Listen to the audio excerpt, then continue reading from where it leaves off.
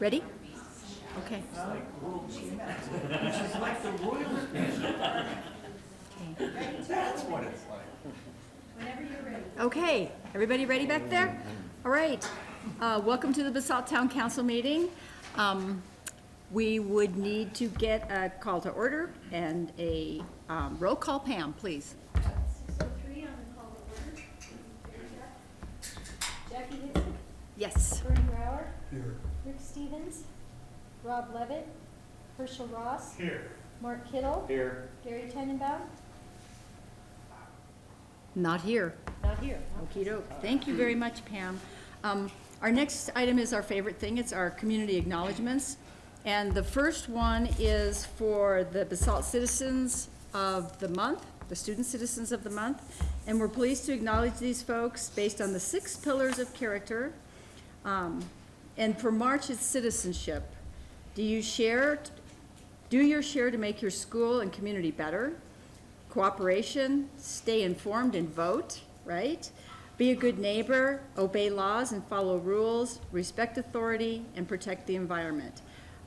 So I'm going to let Dr. Ross start with whoever he's got as a recipient. Is Michael Luciano here, please? And come up, please, right here in the middle, please.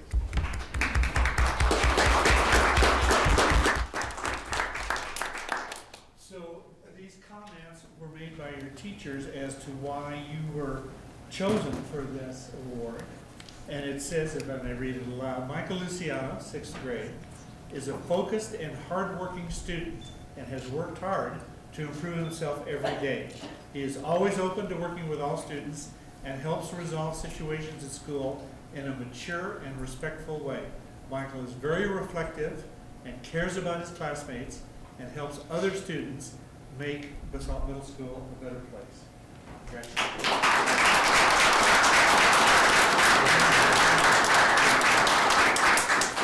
Congratulations. Congratulations, good job. Do you want me to do that second? Sure. I'm on a roll. I must be better. I'm on a roll. Charlotte Fisher, 6th grade.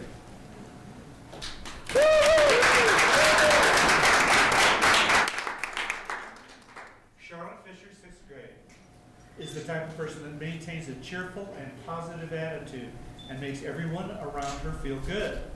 Students and teachers always appreciate her positive attitude and her supportive approach to helping others at school. Charlotte is the type of student that helps make school a safe and creative place for all.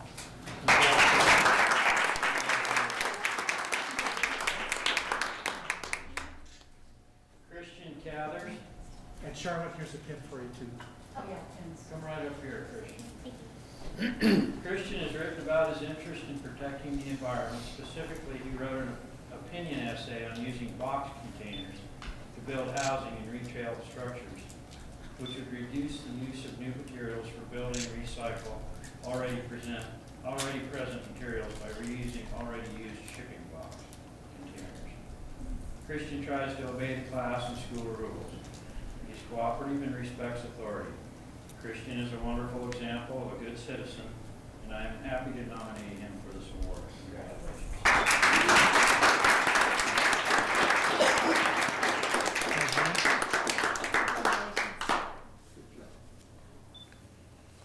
Dylan Gressett.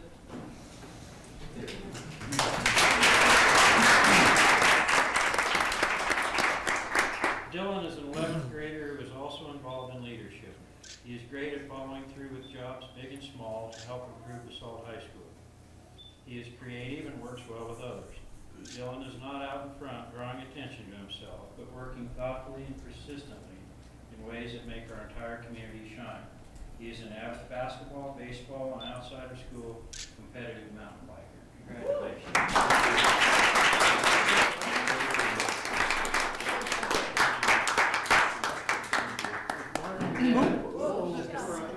Dylan, is Mark your dad? No, he's my uncle. My dad's a Oh, Todd, hey, how are you? Okay, Bernie, you want to read yours? Anna Lopez is involved in the Key Club Leadership and BHS Accountability Committee. She has a strong and enthusiastic desire. Do I keep reading? Anna Lopez? No one came in after I. Do I keep reading, or do we No. just No. give this to her? Right. We give it to her All right. on the slide. Well, then I have another one. I have a backup. Carla Lopez, are you here? Anna or Anna out there? You struck out. I struck out. I'm sorry. I'm going to be disappointed here. I'll stand over there. No, okay, well, thanks for Yeah, checking. We can give those awards to them next time. Yes, Okay, thank you. you bet. Okay, so I have a special award here tonight. Those were the citizens. We also are honoring Karina Rivas as a scholarship recipient. She's already got lots of good publicity, but come on up here, Karina.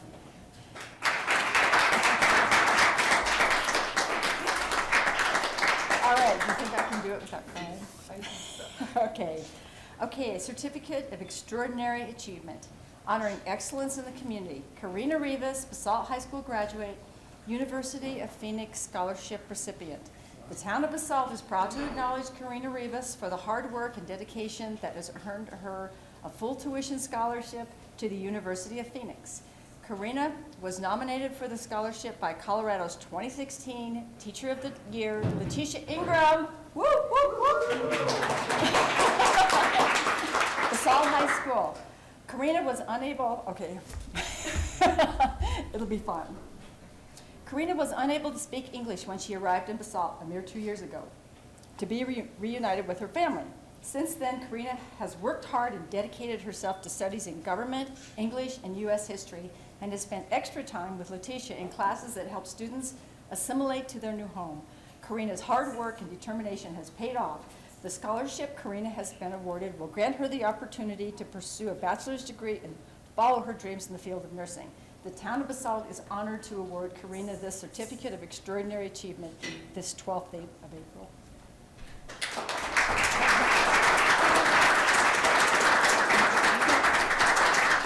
you want to say anything? Do you want to say something?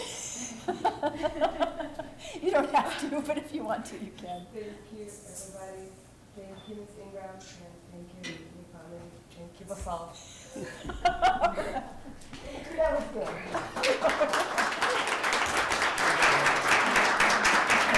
Congratulations. Okay, you know what I forgot to give you? Get you one of these. I forgot to give that to you. Yes. Okay, so everybody who got an award, there's going to be pictures taken out in the hallway right now, and that way you don't have to stay for the boring business part of it. And also, for the students that got awards tonight, you'll get a pool pass at the Basalt Community Pool for the summer. So go ahead and go into the hallway, and you'll get photos taken, and you'll become famous, I'm sure. Thanks, guys. Congratulations.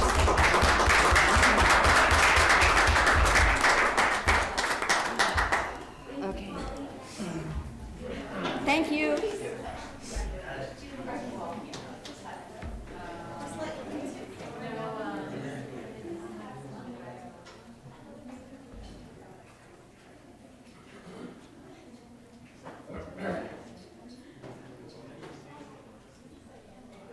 I could walk on those shoes about 20 seconds for shoes. Whoa, stiletto. Ouch, ouch.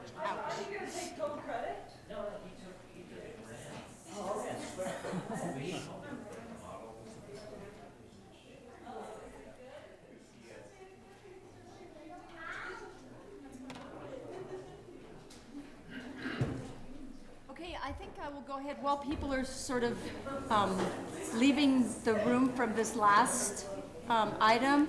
I want to take an opportunity to thank Grassroots for being here and for broadcasting our meeting live. Thank you, Sarah, for doing that. People can also view tonight's meeting and previous council meetings at www.grassrootstv.org. A reminder that the mayor's coffee is tomorrow morning at Saxy's at 8 a.m.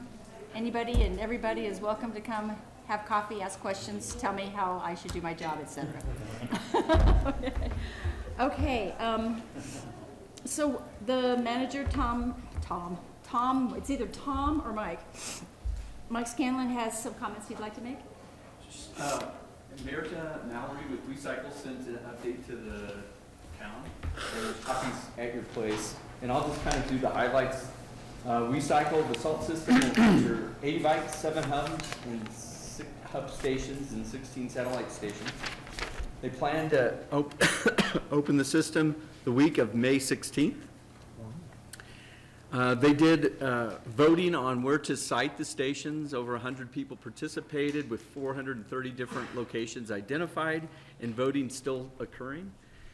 Merita was able to secure a grant from the Gates Family Foundation for stations in lower income neighborhoods, as well as she got 2 anonymous donors to contribute a station at Rocky Mountain Institute.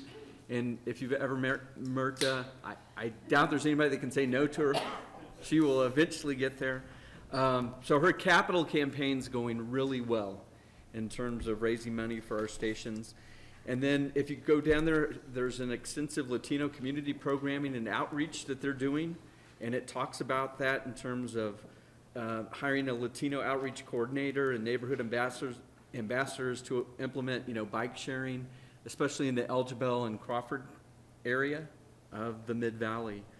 Passes go on sale April 27th. You can go to their site and vote on where you want stations to go, because we're still trying to site stations. And it seems like there's a lot of excitement in the community in terms of Recycle coming to Basalt. Okay,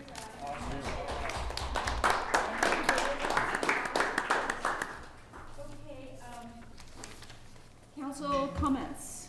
Is there council? Yes, Bernie. First of all, I want to wish you congratulations, Jackie, on winning re-election as the mayor of Basalt for 4 more years, and I think you earned it. You went out the hard way, canvassed door to door, and I think the results paid off in a close election. And I want to welcome the new council members who join us, Jen Riffle, Alden Schendler, and Katie Schwer, and I look forward to serving in a very cooperative way with all of you, and I would thank Herschel Ross and Rick Stevens for their excellent service. It's been a pleasure to work with you on the council. I'm sure you'll continue to contribute.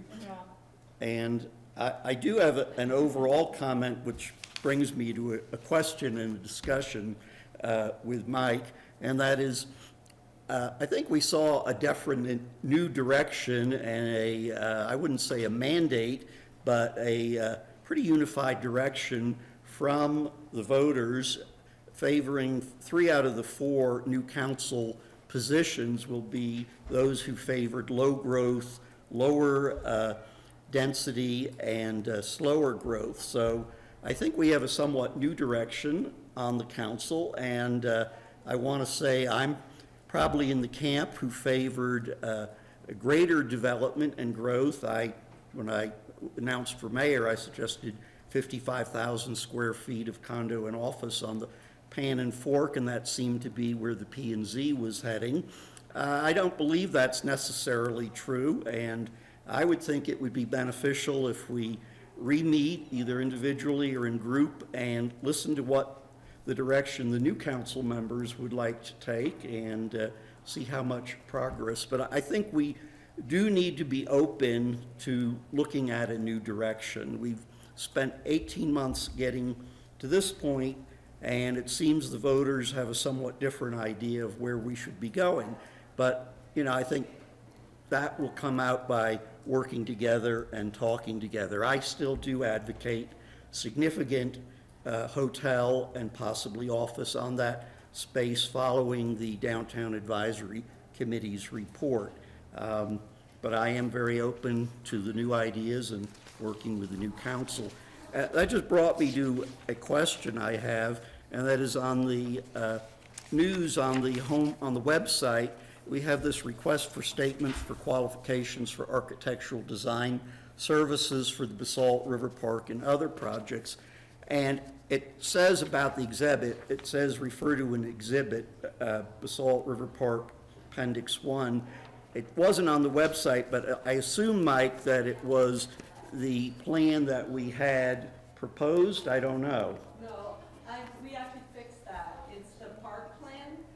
It's the park plan, and the purpose of the RFQ initially is we have a pretty tight time frame to come and make a report to the town council at the July meeting in terms of the cost. So we had costs of acquisition for the park, of the CDC property. For the whole CDC property? Well, we're gonna have different combinations, but Okay, the. so you will look at different possibilities. Right, but in addition, you're gonna be looking at the cost of the park improvements themselves. And the park improvements are including structural elements, so they're including the stage and the pavilion. So we wanted to get those cost estimates going, plus we were kind of opening it up to, you know, other things that might be associated with our town planning process. But that's the purpose. In the drawings, where those drawings, I actually just took them off the wall, but they're on the other side of this wall, and they're the park drawings. So show the park drawings that you support, that you had given them direction to proceed with, the post committee. Okay, but there are, it goes up to all park, and it starts here. Is this one of the choices, what we had looked at doing before? It's the park that was approved. Yeah. Yeah. You Talk about the property the town owns now. No, we're talking about No. The big V. yeah. It was the big V with acquiring another acre of land, and, well, it's basically this that we But had this- previously agreed on. But the citizen petition Mm-hmm. is only 0.3 of an acre park more Uh-huh. than the plan that was approved in resolution number 9. So there's a 0.3, acre difference, and the other differences were, for example, the square footage of development and the uses. That was what the petition reflected. Well, I think that's fine, but that's not necessarily what the new council, where they want to go. And I don't know exactly where they want to go, but I think before we get everybody involved and give a task to them, that maybe we should check in with the council if they want to see some other alternatives as well. The easiest thing to do is just to take the time schedule that's on page 5 and just adjust it, just move it out. So in terms of making a selection, moving it into June, just understanding that the cost estimates that we might have in July, we'll have to have more contingency or reserve on them than otherwise. Yeah, I would say, Bernie, I guess it would be my recommendation, just to proceed with this step, because we'll have to do comparisons, right? So if we can get people started, because what we were hoping to do is have these cost estimates done in June, so that we could figure out how to present things to the council. So if we could get started, and then you could give us more direction about additional things that you would like us to do. Because the additional third of the acre is just that so-called polygon. Is that correct, or is? Well, according to the map, it's, more or less, probably. Okay. We're gonna have a lot of time to talk about this. Yes, but I'm just saying, let's No, not it's a pay lot. somebody to come to a conclusion. When it might not be the right direction. Right. In Mhm. terms of the cost estimates. So, okay, that's, Are you, okay. Thanks, I'm guys. done. Thank you. Others, council comments? I just wanted to say what Bernie said. Congratulations to all you guys, and thanks for a job well done on the rest of it. Thank you. Herschel, did you want to say? No, I'm done. Okay, well, I guess the only other thing I would add is that for those who are not aware of this, we had a record voter turnout, which was pretty exciting. It was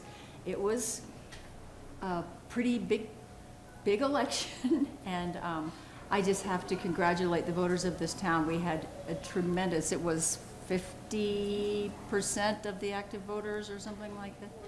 54, 55, that's a tremendous number of voters. So anyway, this community is one that really, really cares, and I am very proud to be part of it.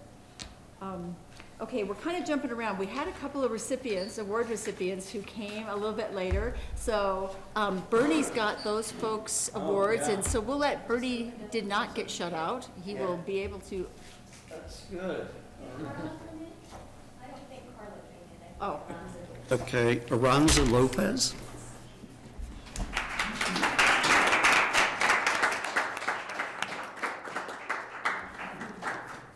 Hi, Aranza. Hello. Aranza Lopez is involved in Key Club leadership and BHS Accountability Committee. She has a strong and enthusiastic desire to be involved in helping Basalt High School be a more inclusive and positive place for all students. She helps connect our community service efforts to the larger community and never stops trying to help make good things happen. She is an awesome engine of good things at Basalt. Congratulations. Here's a little kid.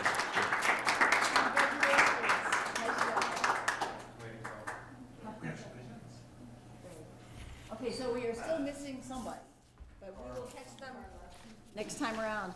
And since I'm going around and round and backwards, we do have a consent agenda.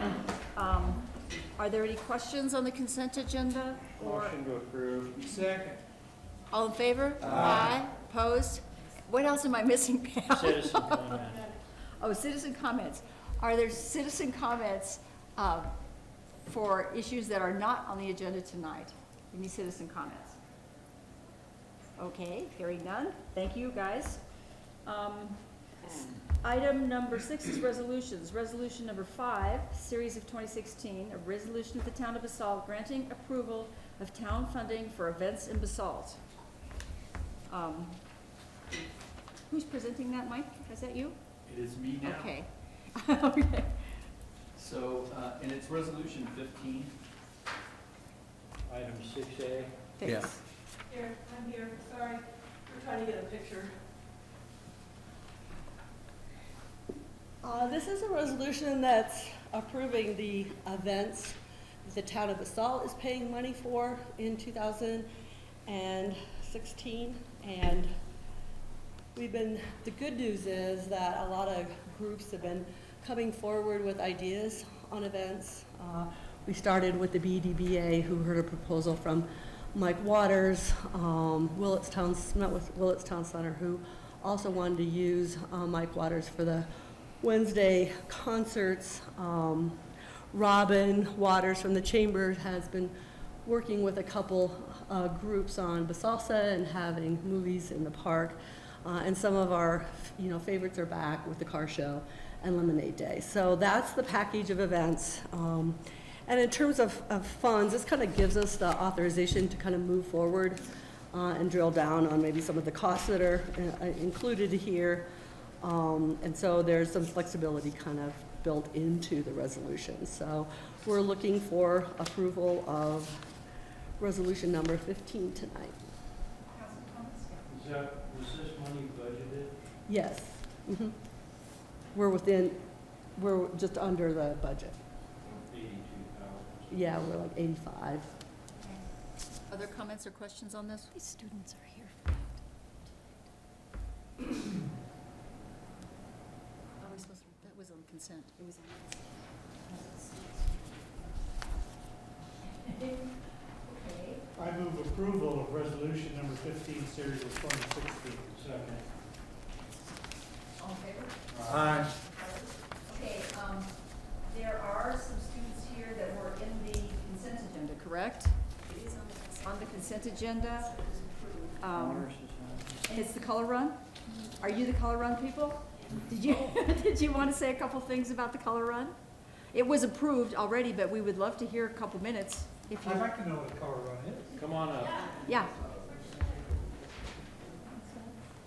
You people look familiar to me. What? You look familiar to me. I think you're the ones who do everything.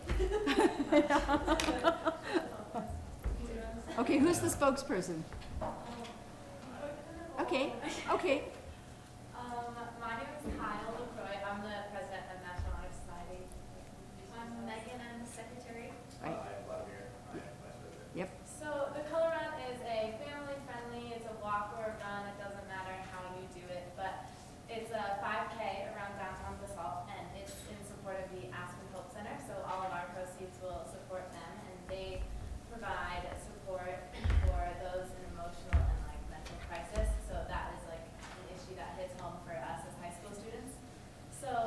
is a really fun event that we did last year, and then we had a lot of success with that, and we had a lot of positive feedback, so we wanted to do it again. If you don't know what a color run is, I'll just explain it. For every, it's a 5K, so there's 3 colors? There's 3 colors. Every third of the 5K, there's a color that gets thrown at you, so by the end of the race, you're covered in color. And it's, you want to talk about the paint? So we're getting our colors from percolor.com, and they are located in Colorado, so they're very active with having color that is biodegradable and healthy for the environment. We have tested the color. It comes off very easily. I accidentally spilled it in the hallways of the school. It's all gone, I promise you. Yeah, it's great stuff. Yeah, it was research. And do the spectators throw the stuff? Volunteers and, are we doing spectators this year? We haven't really decided that We're yet. just volunteering. Yeah. Yeah. Well, we really appreciate you doing this. It's a very awesome organization that you're helping out. It's a great effort. So thank you for coming down here and sitting. I'm sorry, I almost missed you. If Pam hadn't have said, hey, talk to those people. So have a great evening, and thank you for coming in. Yeah. Bye-bye. Good Yay. job. Okay, so. Losing me too, I was like, what are you doing? Trying to. Okay, the last item is resolution 16 of 2016, a resolution of the town granting approval for the town to pursue owning solar panels in a clean energy collective array. Mike, I assume? Or, Susan will start, and then I'll go to the financing and Susan. okay, Okay, well, the Green Team's been working on this for a while. Kevin Morse from Clean Energy Collective has made some presentations and offers to the Green Team regarding the town's purchase of solar panels in their 4th array. At this time, the 4th array is almost entirely depleted, so they kind of made one more pitch to the Green Team. And we had a subcommittee of the Green Team with Mike Scanlon and myself and a couple members, Mona and Charlie from CORE, came to give us advice about moving forward.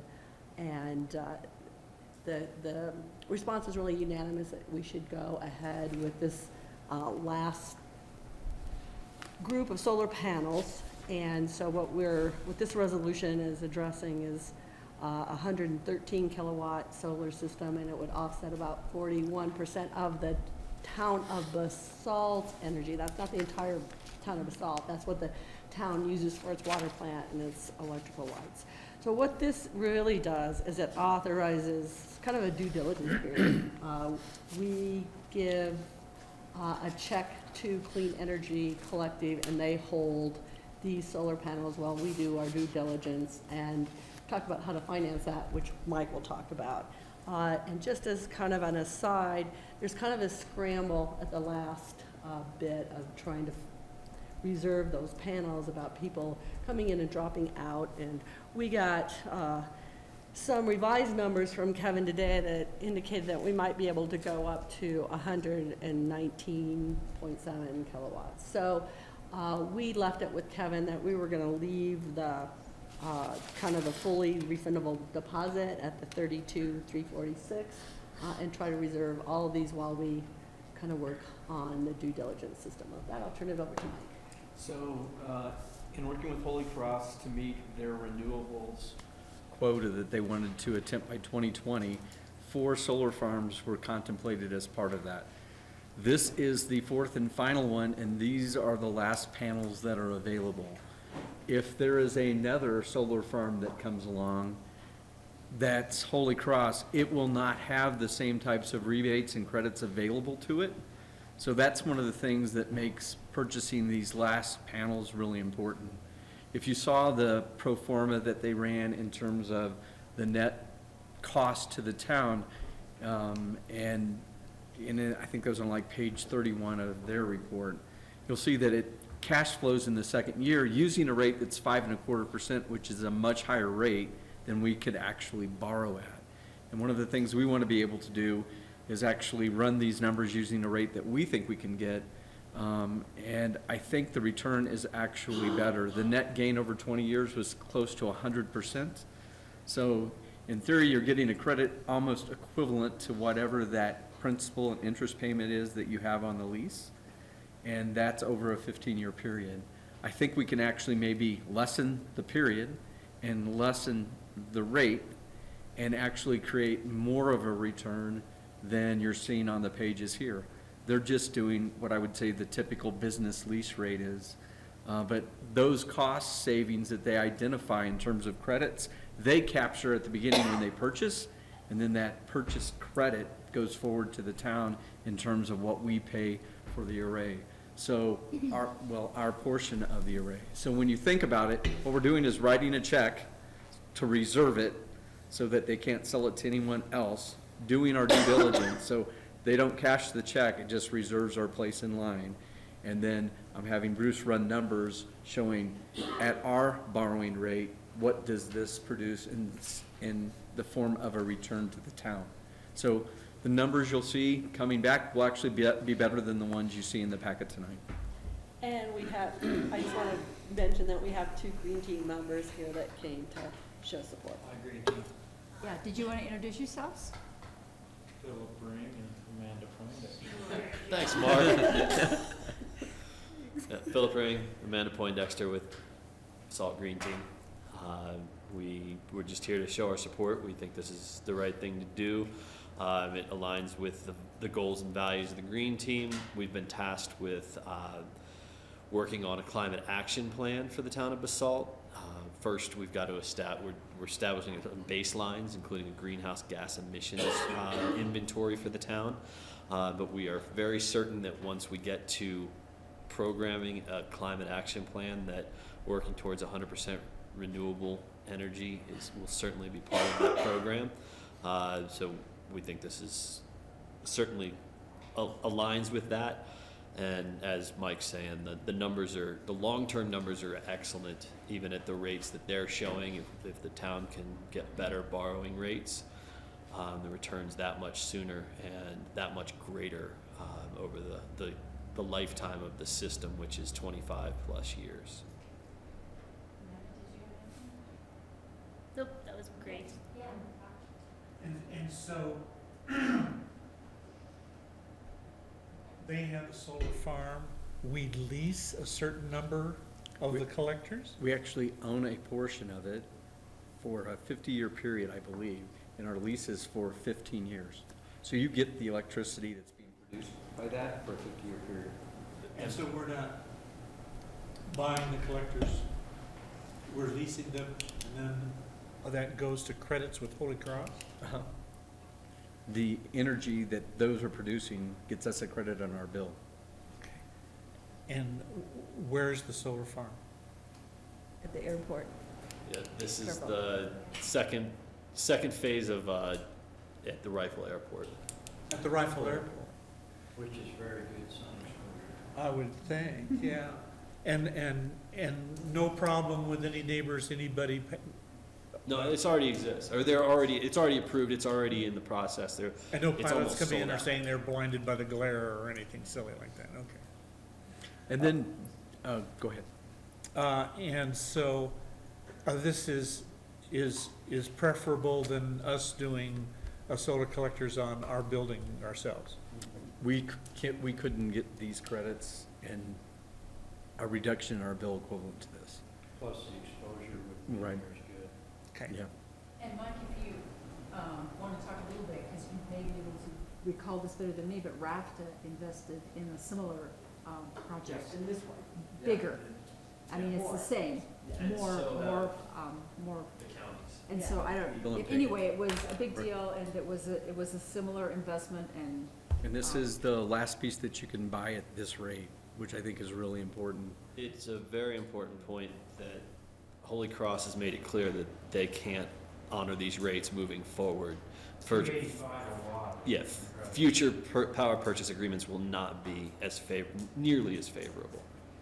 And Jerry Terwilliger couldn't be here tonight, but he wrote me an email, and it's Mike as a long time and original Green Team member.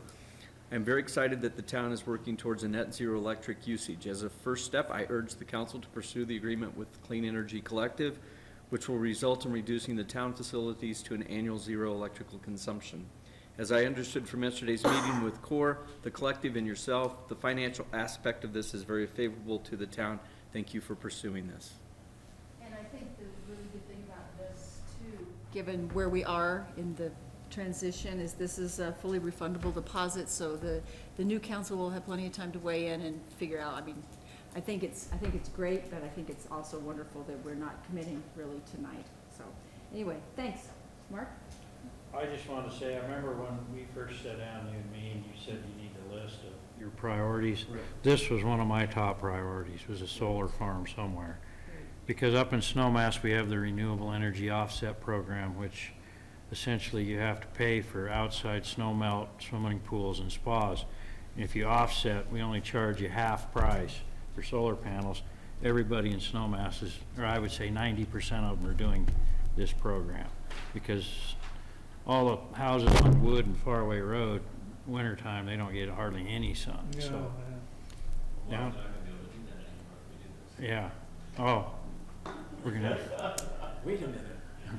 hold on. ability to make profit off snowmans. Better shut my mouth. Uh-huh. I see. That one in the analysis. So, do you want to I'll make a motion to approve resolution number 16. Second. further discussion? All in favor? Aye. Opposed? Great. Thanks, staff. Thanks, you guys.